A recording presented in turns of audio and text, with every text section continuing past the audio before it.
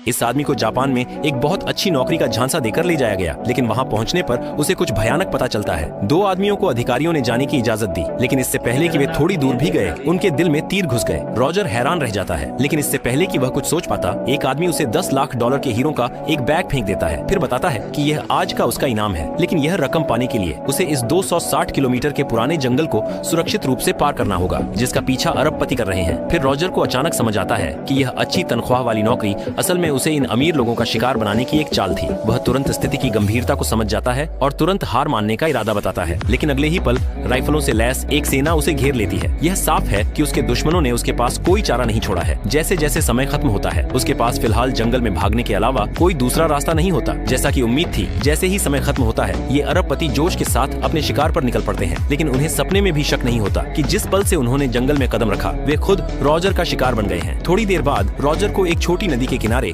एक लाश मिलती है। यह साफ तौर पर पिछली लहर में शिकार किया गया टारगेट है। यह सीन देखकर वह घबराता नहीं है। वह पानी लाने के लिए झरने के नीचे जाता है और आसपास का नजारा देखने का मौका लेता है। ठीक उसी समय अचानक गोली चलने की आवाज आती है। किस्मत से गोली सिर्फ उसकी पानी की बोतल को छू कर निकली। टोपी वाले आदमी का निशाना चूक जाने पर उसने कई और गोलियां चलाई। रॉजर जल्दी से एक पेड़ के पीछे छिप गया और फिर उसने अपने हमलावर की जगह पहचान ली। उसे गुस्से में आते देखकर वह तुरंत नदी में छिप गया। जब टोपी वाला आदमी मौके पर पहुंचा तो उसे कुछ नहीं मिला, और जब वह हर जगह ढूंढ रहा होता है तो रॉजर अचानक पानी से बाहर निकलता है। उसे पानी की सतह के नीचे खींचता है और कई जोरदार घूंसे मारता है, जिससे वह पूरी तरह से बेबस हो जाता है। टोपी वाला चालाक आदमी तुरंत रहम की भीख मांगता है, लेकिन जैसे ही रॉजर उसे मारना बंद करता है, वह अचानक एक टेजर निकालता है और उसे बिजली का झटका देकर जमीन पर गिरा देता है।